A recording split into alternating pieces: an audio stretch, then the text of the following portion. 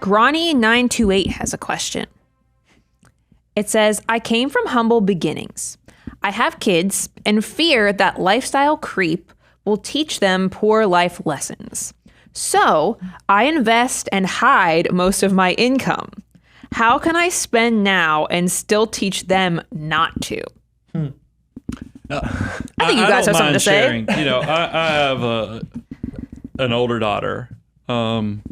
And my biggest fear, and I see this out there, I remember, now sadly they're no longer married, but when Tom Brady and Giselle, they talked about that they were worried about their kids having all this money and basically ruining them with the money. And I think this is something a lot of successful families struggle with, is especially if you come from humble beginnings, you kind of, I mean, I know the journey I've been on, there's so many, I don't know, payoff moments in your life. Like I remember when I got my first used car that I bought right out of college.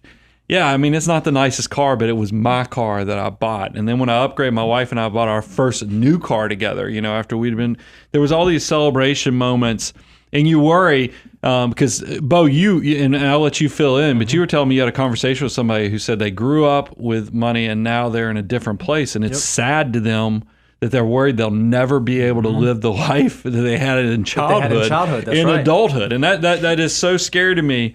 But Scrawny, I think what you're trying to hit at is, how do you have success but not ruin the kids? And I think here's the first thing. It's no different than any good relationship. Good communication. Don't just stick your head in the sand and hope that it's all going to be okay. That you've got to actually start educating, teaching how money works as a tool, because it is only a tool. And if they think that it's the main thing and the only thing, because they start, worshiping, the things they can buy with it, I think that they'll get disconnected.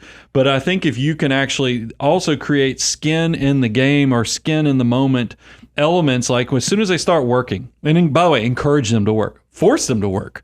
I think creating a work ethic is a very important thing.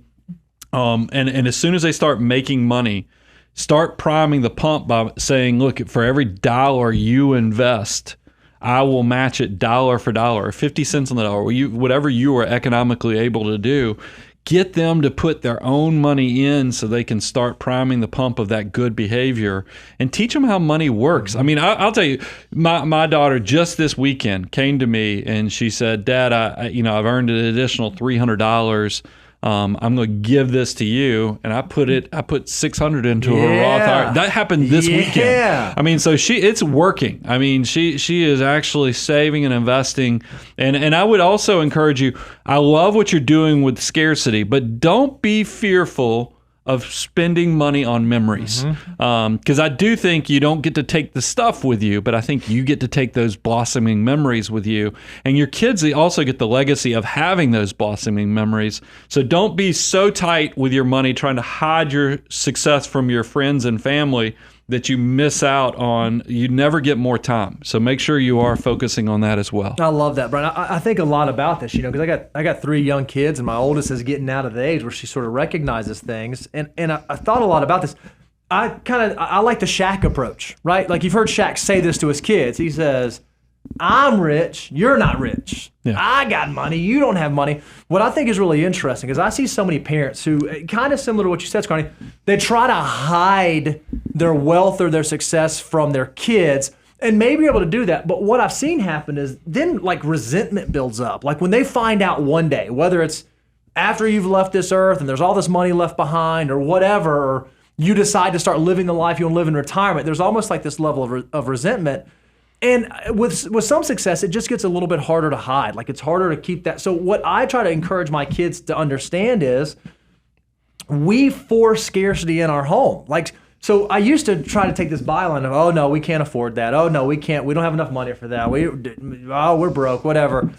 And now in this world where, like, Amazon can have anything delivered to your house in a moment's time, I tell them not that we can't buy the stuff. I tell them that we're not going to buy this. Hey, you didn't take care of this thing. We're not just going to replace it. Yes, we can. Yes, we have the ability, but we're not going to. And we try to explain to them the value of money. So it's not something where we're, like, pulling something over their eyes. We want them to see that mom and dad aren't just going to, like, let you have these things. And while we are in a situation where we can do certain things, we choose not to because we think that that's what's best. And that's what we always try to focus on whenever money comes into our girl's possession. To give, save, spend. How do we prioritize what we do with every single dollar? We give first, we save second, and then we can spend what's left over. And me and mom try to model that for them and have those conversations. Because what I want them to recognize is there's nothing wrong with being successful and having resources, but you want to make sure you use those well. And you want to make sure that your kids, like you said, you came from humble beginnings. A lot of the things that make us who we are the experiences that we had out of necessity. Well, when your life circumstances change and your kids no longer have the necessity for those experiences, you have to figure out how to reframe it. And I don't want to make my kids eat, Spam every night. That's not the thing that I'm saying to do. But I want them to understand there's reasons why we make the decisions that we make, and I want to have an open conversation around that. Well, when they make their money someday, even if they do well, they're not going to start off at this level where they are now. And so they're going to still have to make choices even as they get the pay raise. And I think that it's probably better to not hide it as they get older, in my humble opinion, because then they can see you still say no and prioritize things, even though you could, quote unquote. Yep. I like that a lot, actually. Last tip that I left out, and this is a controversial one in my neighborhood because nobody listens to me and they've all gone the opposite way. Add some scarcity in your kid's life by letting them have a character building car. I think that's nothing wrong with them driving a good used car that they've paid for half of.